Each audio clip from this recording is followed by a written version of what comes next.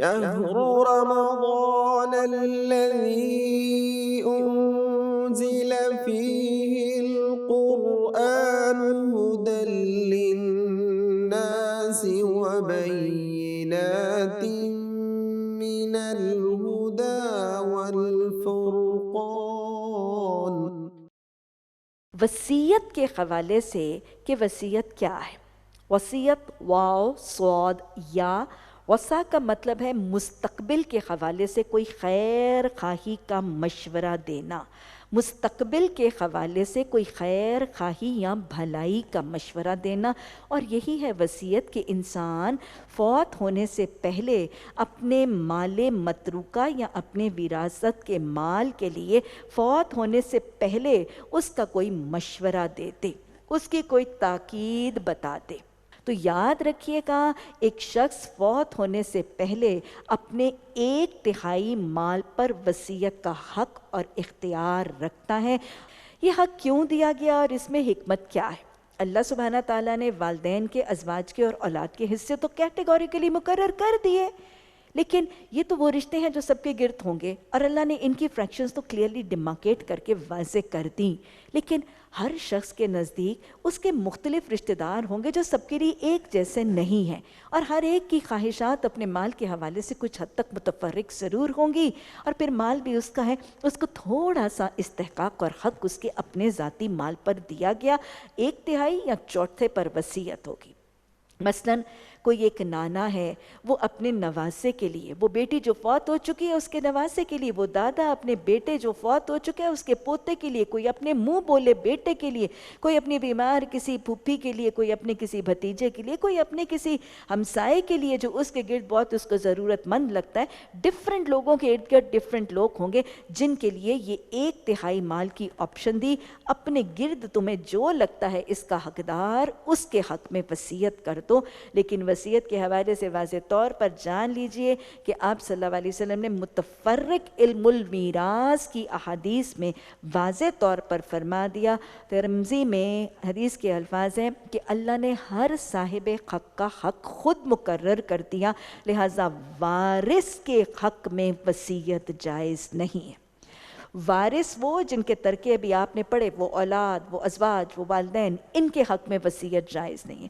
اسی طرح حدیث میں ایک اور جگہ مسلم کی حدیث میں آتا ہے، آپ نے فرمایا اگر کوئی وصیت کرنا چاہتا ہے، وصیت پسندیدہ کتنی ہے کہ اگر کوئی شخص اپنے مال میں وصیت کرنا چاہتا ہے تو 2 دن، کہیں 2 کہیں 3 دن، کہیں 3 دن اور 3 راتیں اس حال میں نہ گزریں کہ وہ وصیت اس کے پاس لکھی ہوئی موجود ہو۔ زبانی بتانے کے بجائے وصیت کا لکھنا پسندیدہ ہے۔ اور آپ صلی اللہ علیہ وسلم نے یہ بھی فرمایا کہ وراثت، وارث کے حق میں وصیت جائز نہیں ہے۔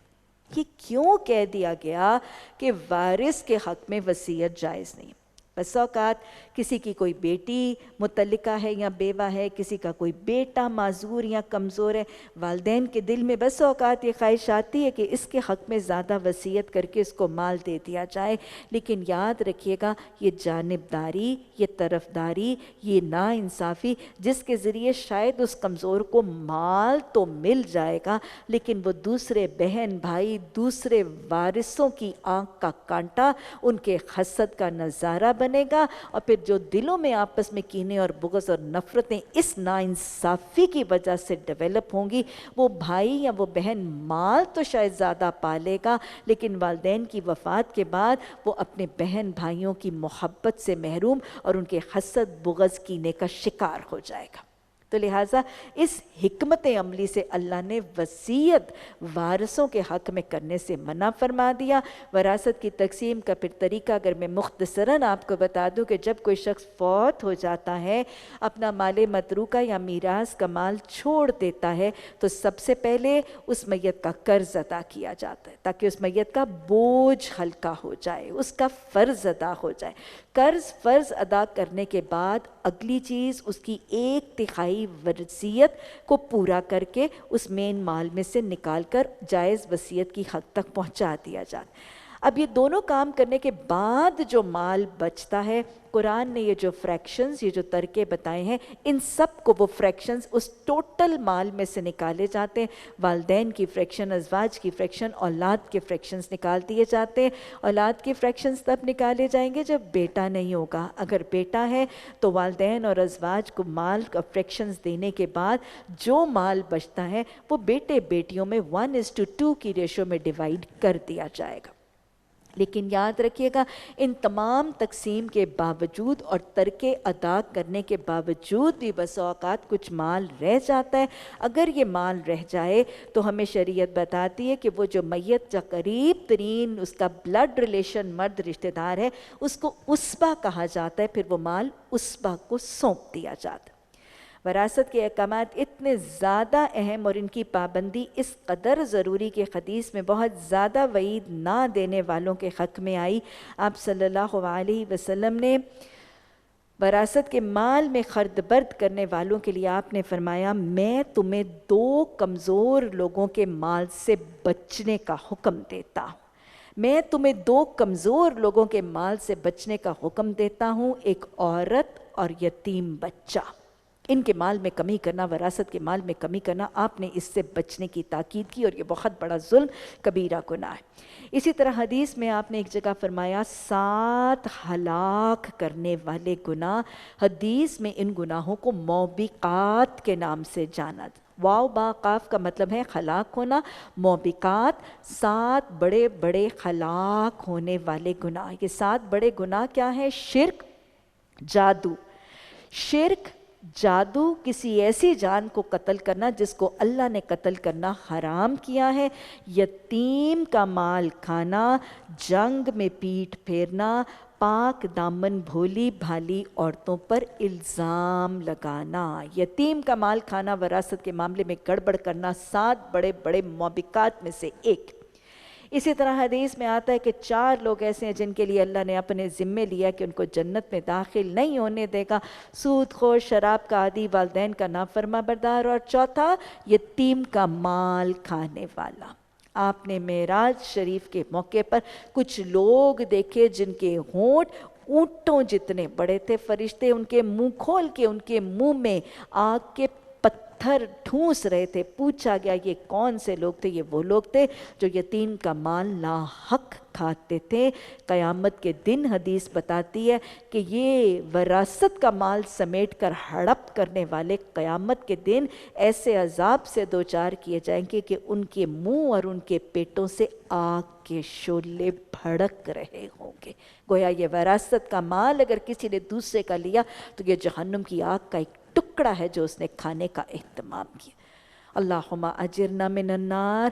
اللہ ہمیں اپنی حدود کو سمجھنے کی توفیق عطا فرما۔ اللہ نے آگے اہتمام کے طور پر فرما دیا کہ یہ اللہ کی مقرر کی ہوئی حدیں ہیں، جو اللہ اور اللہ کے رسول صلی اللہ علیہ وسلم کی اطاعت کرے گا اللہ اسے ایسے باغوں میں داخل کرے گا جس کے نیچے نہریں بہہ رہی ہوں گی، اور ان باغوں میں وہ ہمیشہ رہے گا، اور یہی بہت بڑی کامیابی۔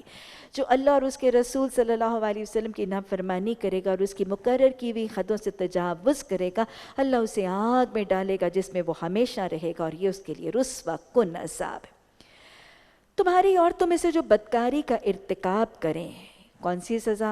اگر ایک مسلمان معاشرے میں عورتیں زنا اور بدکاری کا ارتکاب کریں تو اس کی سزا بتائی جا رہی ہے، لیکن یاد رکھیے گا یہ ابتدائی حکم ہے ایک زانی عورت کی سزا کے لیے۔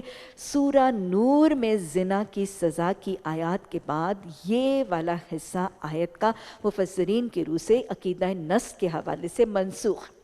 تمہاری عورتیں یعنی مسلمان عورتوں میں سے جو بدکاری یعنی زناکاری کا ارتکاب کریں، ان پر اپنے میں 4 آدمیوں کی گواہی لے لو، اور اگر 4 آدمی گواہی دیں تو ان کو گھروں میں بند رکھو، یعنی ہاؤس اریسٹ کیا جا رہا ہے۔ یہ باہر یہ ایک جیسے پورے تالاب کو گندا کرتی ہے، تو یہ ایک زانی عورت کو معاشرے میں گھومنے جس کے خلاف 4 مردوں کی گواہی یا دے دی گئی ہے، اس کو گھر میں قید کر کے رکھو، اس کو ہاؤس اریسٹ کرو۔ کب تک؟ گھروں میں بند رکھو، یہاں تک کہ انہیں موت آ جائے، یعنی ڈیتھ ڈیوٹی، ہاؤس اریسٹ ان کی ابتدائی سزا تھی، یہاں تک ان کو موت آ جائے یا اللہ ان کے لیے کوئی راستہ نکال دے، یعنی اللہ کا کوئی حکم یا کوئی آیت آ جائے اور پھر اللہ نے راستہ نکال دیا۔ سورہ نور کی آیات میں شادی شدہ زانی کے لیے، شادی شدہ مرد اور عورت اگر زنا کا ارتکاب کرتا ہے تو اس کے لیے رجم یا سٹوننگ ٹو ڈیتھ، پتھر مار کے ہلاک کرنا، اور اگر غیر شادی شدہ مرد کسی غیر شادی شدہ عورت کے ساتھ کرتا ہے تو اس کی سزا کوڑے اور درے لگائے جانا۔ اور جو تم میں سے اس فعل کا ارتکاب کرے، یعنی دو مرد اگر بدکاری کا ارتکاب کریں، مردوں کا مردوں کے ساتھ تعلق، اس کو قوم لوط کے حوالے سے لواطت کا عمل کہا جاتا ہے۔ مردوں کا عورتوں کو چھوڑ کے ایک دوسرے کے ساتھ اپنی جسمانی خواہشات کی تکمیل کا عمل شرعی معاملات میں اس کو لواطت کہا جاتا ہے یا عمل قوم لوط کہا جاتا ہے، اور عرف عام میں اس کو ہومو سیکشوالٹی کے نام سے جانا جاتا ہے۔ مردوں کے لیے یہ عمل لواطت ہے، عورتوں کا عورتوں کے ساتھ، خواتین کا خواتین کے ساتھ یہ عمل سحاق کے نام سے جانا جاتا ہے۔ دونوں کبیرہ اور ملعون گناہ ہے۔ اگر جو فعل کا ارتکاب کریں ان دونوں کو تکلیف دو، اگر وہ توبہ کر کے اپنی اصلاح کر لیں تو انہیں چھوڑ دو، اللہ توبہ قبول کرنے والا اور رحم کرنے والا ہے۔ حدیث میں لواطت کے عمل کے لیے حضرت ابو ہریرہ رضی اللہ تعالیٰ عنہ کی روایت سے حدیث کے الفاظ ہیں کہ آپ صلی اللہ علیہ وسلم نے فرمایا کہ 7 لوگ ایسے ہیں جن پر اللہ سبحانہ تعالیٰ آسمان سے لعنت کرتا ہے، ان میں باقی سب پر 1 دفعہ اور ایک شخص پر 3 دفعہ لعنت کرتا ہے۔ آپ نے فرمایا ملعون ہے وہ شخص جو عمل قوم لوط کرتا ہے، عورتوں میں سے یا مردوں میں سے۔ اور اسی طرح حدیث ہے کہ وہ شخص ملعون ہے، یعنی لعنت والا ہے وہ شخص جو غیر فطری طریقے سے صحبت کرتا ہے، حیض اور دبر سے تعلق قائم کرتا ہے اور کسی کاہن کے پاس جا کے اس کی خبر کی تائید اور تصدیق کرتا ہے۔ ہاں جان لو کہ اللہ پر توبہ کی قبولیت کا حق انہی لوگوں کے لیے ہے جو نادانی کی وجہ سے کوئی برا فعل کر گزرتے ہیں، اس کے بعد جلدی توبہ کر لیتے ہیں۔ اگر ایسے لوگوں پر اللہ اپنی نظر عنایت سے پھر متوجہ ہو جاتا ہے، اور اللہ ساری باتوں کا خبر رکھنے والا حکیم اور دانا ہے۔ مگر توبہ ان لوگوں کے لیے نہیں ہے جو برے کام بس کیے ہی چلے جاتے ہیں، یہاں تک کہ جب ان میں سے کسی کی موت کا وقت آتا ہے اور اس وقت وہ کہتے ہیں میں نے توبہ کی۔ اسی طرح توبہ ان کے لیے بھی نہیں ہے جو مرتے دم تک کافر ہیں، ایسے لوگوں کے لیے تو ہم نے دردناک سزا تیار کر رکھی ہے۔ اے لوگو جو ایمان لائے ہو، تمہارے لیے یہ حلال نہیں ہے کہ زبردستی عورتوں کے وارث بن بیٹھو، اور نہ یہ حلال ہے کہ انہیں تنگ کر کے ان کے مہر کا کچھ حصہ اڑا لینے کی کوشش کرو جو کچھ تم انہیں دے چکے ہو۔ عربوں کے اندر عورتوں کو نا ایسے جیسے وہ کوئی اپنی کموڈٹی سمجھتے تھے۔ عورتوں کو تو انسان سمجھا ہی نہیں نہ جاتا تھا عربوں کے معاشرے میں، وہ تو کموڈٹی سمجھتے تھے، ایک ذاتی استعمال کی اشیاء اور پروڈکٹ سمجھتے تھے۔ اور ہوتا کیا تھا کہ بہت دفعہ جب کوئی شخص فوت ہو جاتا تھا تو اس کے نکاح میں جو عورت تھی وہ وارث جو ہے نا وہ اس عورت کے بھی وارث بن جاتے تھے، اور اس کو بھی ایک اپنی کموڈٹی کی طرح اس کے وارث بن جاتے تھے اور اسے جبرن نکاح کرتے تھے۔ تو اللہ نے اس حوالے سے نفی کر دی۔ اور تم اپنے حق مہر واپس نہیں لے سکتے، ہاں اگر وہ صریح بد چلنی کی مرتکب ہوتی ہے تو ضرور تمہیں تنگ کرنے کا حق ہے۔ ان کے ساتھ کیسے زندگی گزارو، پڑھیں وَعَاشِرْهُنَّ بِالْمَعْرُوفِ، اے عورتوں اے مردوں تم اپنی مسلمان عورتوں بیویوں کے ساتھ کیسے زندگی گزارا کرو، ان کے ساتھ اچھے بھلے چنگے معروف اور بھلے مانسوں کے طریقے سے زندگی گزارا۔ یہاں پر پھر خواتین اسلام کو ان کے حق دلوائے جائیں۔ اور ابھی تک اگر ہم دیکھیں تو ابھی تک اللہ سبحانہ تعالیٰ نے مسلمان مردوں کو 3 دفعہ طریقے اور آداب سکھائے ہیں۔ دیکھو یہ تمہاری عورتیں ہن لباس لکم وانتم لباس لہن، یہ تمہاری لباس ہیں، یہ تمہارا لباس ہے۔ اور لباس میں حق سکھایا گیا تھا ان مردوں کو، ان کو اپنے سب سے زیادہ قریب رکھنا، قریب یہ تمہاری بیوی ہوگی، اس کی محافظت کرنا، اس کے عیبوں پر پردہ ڈالنا، اس کو سکون دینا، اس کو راحت دینا اور اس کی حفاظت کر کے اس کے لیے عزت کا ذریعہ بننا، اس کو ذلیل اور رسوا نہ کرنا۔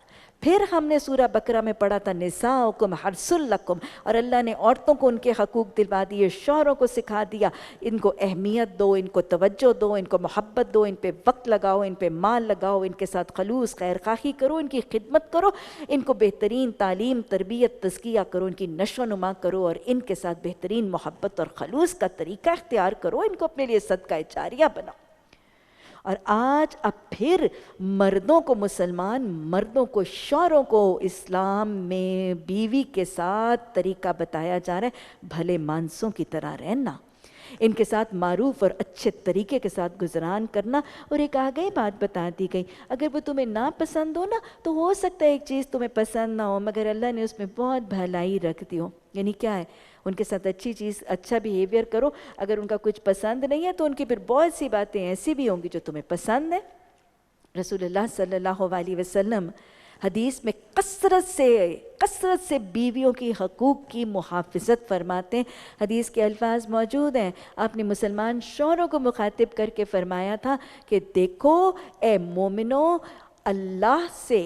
اس اللہ سے اپنی بیویوں کے معاملے میں اللہ سے ڈرتے رہنا جن کو تم نے اللہ کے نام پر اپنے لیے حاصل کیا ہے اور اللہ کے نام پر اپنے لیے جائز اور حلال کیا ہے، اس اللہ سے ان کے معاملے میں ڈرتے رہنا، ان کو وہی کھلانا جو تم کھاتے ہو، ان کو وہی پلانا جو تم پہنتے ہو، ان کو وہی پہنانا جو تم پہنتے ہو۔ تقویٰ کر کے ان کو کہا ہے کہ اللہ کے نام پر تم نے انہیں حاصل کر کے اللہ کے نام پر تم نے انہیں اپنے لیے حلال اور جائز کیا، جو خود کھاتے پہنتے ہو وہی ان کو کھانا پلانا، نان نفقہ اخراجات مرد کی ذمہ داری بنا دیا۔ اور پھر آپ نے فرمایا تم میں سے بہترین وہ ہے جس کے اخلاق اچھے ہیں، اور تم میں سے کامل پرفیکٹ ایبسلیوٹلی پرفیکٹ وہ ہے جو اپنی بیوی کے حق میں اچھا ہے۔ کتنا اچھا ہے، ڈے 1 سے تو اس کو حق مہر دلوا دیا گیا، پہلے دن نکاح کے اس کو حق مہر دلوا دیا گیا، اور پھر حدیث نے یہ بھی بتا دیا وہ تحفہ اور وہ ہدیہ جو تم اپنی بیوی کو دو گے وہ تمہارے لیے صدقہ ہے۔ اور حدیث نے یہ بھی سکھا دیا کہ تمہارے لیے ایک بہترین صدقہ وہ لقمہ ہے جو تم اپنی بیوی اور اپنے بچوں کے منہ میں ڈال دے۔ اس کی مالی کفالت، اس کی معاشی کفالت، اس کا نان نفقہ، کھانا پینا، پہننا اوڑھنا، دستور اور اس مرد کے اپنے معیار کے مطابق دینا اس کے لیے صدقہ بنا دیا گیا۔ اور پھر جو بسا اوقات وہ مرد خواتین کو دھمکی دیتے ہیں نا، میں تمہیں سیدھا کر دوں گا، ابھی میں نے بتایا کچھ لوگ کہتے ہیں یہ تو میری پاؤں کی جوتی ہے، شریعت نے بتایا یہ پاؤں کی جوتی نہیں ہے، پھر کچھ کہتے ہیں میں تمہیں سیدھا کر دوں گا، تمہارے سارے کسبل نکال دوں گا۔ حدیث آتی ہے، آپ صلی اللہ علیہ وسلم نے فرمایا عورت پستی کی طرح ٹیڑھی ہے، عورت پسلی کی طرح ٹیڑھی ہے۔ بس اوقات کچھ عورتوں کو یہ تسلیم کرنا مشکل ہے، میں تو ٹیڑھی نہیں ہوں، میں تو بہت سیدھی ہوں۔ اپنی کجی کو تسلیم کیا کریں، ہم ہیں کج، اور کجی کا فائدہ دیا جا رہا ہے۔ حدیث میں آتا ہے کہ عورت پسلی کی طرح ٹیڑھی ہے، تو لہٰذا اے مردو تم میں سے جو اس سے فائدہ اٹھانا چاہتا ہے اس کی کجی ہی کی حالت میں اٹھانا، اگر اس کو سیدھا کرنے کی کوشش کرو گے تو اس کو توڑ دو گے، اگر اس کو سیدھا کرنے کی کوشش کرو گے تو اس کو توڑ دو گے۔ اور یہ بھی حدیث میں اضافہ ہے، پسلی جتنی اونچی ہوتی ہے اپنے علم میں، اپنے مال میں، معاشی درجے میں، کسی بھی چیز میں پسلی جتنی اونچی ہوتی ہے اتنی ہی زیادہ ٹیڑھی ہوتی ہے۔ لیکن اس کے ٹیڑھ کو سیدھا کرنے سے رسول اللہ صلی اللہ علیہ وسلم نے منع فرما دیا کہ یہ اس کی فطری کجی ہے، اس کی فطری کجی کو بدلنے اور اس کی فطرت کو ہاتھ ڈالنے کی کوشش نہ کرنا، اس کی فطرت میں اس سے فائدہ لینا، صبر سے، تحمل سے، محبت سے، حکمت سے۔ تو واقعہ بھی بڑا ہی پیارا سا ہے کہ رسول اللہ صلی اللہ علیہ وسلم، آپ کو پتہ ہے کہ عربوں کے دور میں کہ جو عربوں کی خواتین ہوتی تھیں، ازواج مطہرات کا بھی یہی معاملہ ہے نا، کہ جب سفر کے لیے روانہ ہوتے تھے تو ان کو اونٹوں کے اوپر وہ ہودے وغیرہ ان کے اوپر بٹھا دیا جاتا تھا، اونٹ بیٹھتا تھا، وہ اس ہودے کے اندر سوار ہو جاتی تھی، اور پھر وہ جو اونٹ کا پکڑنے والا تھا مہار وہ اس کو لیتا۔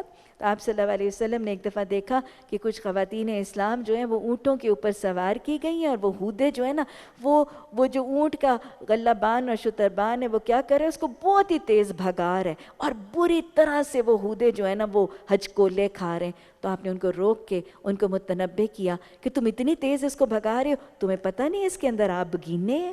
آپ گینے کس کو کہتے ہیں؟ بلبلے ہوتے ہیں نا، اور کتنے نازک ہوتے ہیں، خواتین کی کتنی محبت اور محافظت ہو رہی، تمہیں پتہ نہیں ہے اس کے اندر آپ گینے ہیں، ہلکی سی ٹھیس سے ٹوٹ جائیں گے۔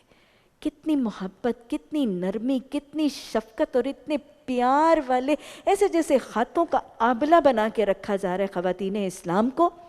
اور پھر صرف احادیث کے نمونے نہیں ہیں، کتنے سنتوں کے نمونے رسول رحمت صلی اللہ علیہ وسلم، حالانکہ آپ اتنے مصروف تھے، آپ کی اتنی ذمہ داریاں تھیں، آپ پر اتنے کام تھے، اور آپ کو عدل کا بھی بوجھ نہیں ڈالا گیا تھا کہ امہات المومنین میں آپ عدل کریں، لیکن اتنے پیارے خوبصورت کے نمونے امہات المومنین کے ساتھ آپ نے وضع کیے. کیوں؟ تاکہ امت کے مردوں کو میں سکھا دوں کہ انہوں نے اپنی بیویوں کے لیے کیا مسنون طریقے اپنانے تاکہ یہ خواتین اسلام اپنے گھروں میں مسرور اور شاداب رہیں. حضرت عائشہ کے ساتھ تو بہت ہی محبت کے نسخے ہیں نا. حضرت عائشہ چھوٹی عمر کی تھیں اور ان کی سہیلیاں ان کو کھیلنے کے لیے ان کے ساتھ آتی تھی. رسول اللہ صلی اللہ علیہ وسلم جب تشریف لاتے تھے حضرت عائشہ کے حجرے میں تو وہ سہیلیاں نا رسول اللہ صلی اللہ علیہ وسلم کے روب سے ادھر ادھر ہو جاتی تھیں. آپ ان کو سہیلیوں کو ڈھونڈ کے لاتے تھے اور کہتے تھے عائشہ کے ساتھ کھیلو، عائشہ کا دل بہلاؤ. ایک دن تشریف لائے تو حضرت عائشہ کے پاس ایک گھوڑا، ایک کھلونا سا گھوڑے نما کھلونا پڑا ہوا تھا. دل لگی ہو رہی ہے، چھوٹی چھوٹی باتوں پہ ان کے لیول پہ جا کے بتا عائشہ یہ کیا ہے؟ حضرت عائشہ نے کہا یہ گھوڑا ہے میرا. یہ کیسا گھوڑا ہے؟ اس کے پر ہیں. حضرت عائشہ کہتی کہ حضرت سلیمان علیہ السلام کے گھوڑے کے پر نہیں تھے؟ مطلب کتنی چھوٹی چھوٹی چیزوں کو اٹینڈ کیا جا رہا ہے اور کتنا اس بچی کے لیول پر آ کے بات کی جا رہی ہے اور دل لگی کی جا رہی ہے.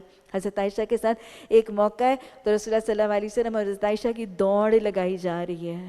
کتنی بے تکلفیاں بھی ہیں، کتنی دل لگیاں بھی ہیں، کتنا وقت اور کتنا توجہ دی جا رہی ہے. آج کے معاشرے کے مردوں کے پاس اتنا وقت کہیں ہو ہی نہ جائے اور اتنی بے تکلفی کہیں ہو ہی نہ جائے. اور یہ نہیں ہوتی ہے نا تو یہ میری اور آپ کے مشورے سے سر پہ نہ چڑھا لینا اس کو. عورت ہی عورت کی دشمن ہے، عورت ہی عورت کا گھر برباد کرتی ہے، اس کا سکون برباد کرتی ہے. بہر کیف رسول اللہ صلی اللہ علیہ وسلم حضرت عائشہ کے ساتھ دوڑے لگاتے ہوئے نظر آ رہے ہیں. اور کیا ہوا کہ شروع عمر میں حضرت عائشہ ذرا چھوٹی عمر کی تھی، ہلکی پھلکی تھی. حضرت عائشہ آگے نکل گئی. پھر ایک اور زندگی کا مرحلہ ہے، پھر دوڑ لگ رہی ہے. ایک دفعہ نہیں ہو گئی تھی کوئنسیڈنشلی، پھر دوڑ لگ رہی ہے. اب حضرت عائشہ کا جسم ذرا بھاری ہو گیا. رسول اللہ صلی اللہ علیہ وسلم آگے نکل گئے. آپ نے فرمایا عائشہ یہ پچھلی جیت کا بدلہ ہو گئی. مطلب باتیں بھی بے تکلفی سے اور محبت. اور وہ ایک اب پھر حضرت عائشہ اپنا ایک واقعہ بخاری میں آتا ہے وہ سناتی ہیں کہ عید کا دن تھا اور مسجد نبوی کے باہر جو میدان تھا وہاں پہ کوئی کشتی ہو رہی تھی. مقابلہ وہ جو لوگ تھے نا وہ تربیت بھی کر رہے تھے اور کشتی کا مشاہدہ بھی ہو رہا تھا. بہرحال آپ صلی اللہ علیہ وسلم تشریف لائے. حضرت عائشہ نے خود مطالبہ نہیں بھی کیا ہوا تو کہتی ہیں کہ آپ صلی اللہ علیہ وسلم تشریف لائے. آپ نے اپنا ہاتھ دہلیز پر رکھا، اپنے بازو کے ساتھ اپنی چادر لٹکائی اور میں چادر کے پیچھے سے وہ کشتی جو ہے وہ سارا اس کو میں دیکھتی رہی. اور کہتی ہیں کہ رسول اللہ صلی اللہ علیہ وسلم نے تب تک ہاتھ نہیں اٹھایا جب تک میں خود تھک کے میں نے نہیں کہا کہ بس. وقت نکالا جا رہا ہے، توجہ دی جا رہی ہے، ٹینشن دی جا رہی ہے، قرب ہے، انٹیمیسی ہے، انڈرسٹینڈنگ ہے، بانڈنگ ہے. اور پھر اس کے بعد آپ دیکھیں کہ ان کی دل لگی اور ان کی انٹرٹینمنٹ کا اہتمام ہے لیکن شریعت اور پردے کے حدود کے اندر رہ کر. شهر رمضان الذي أنزل فيه القرآن هدى للناس وبينات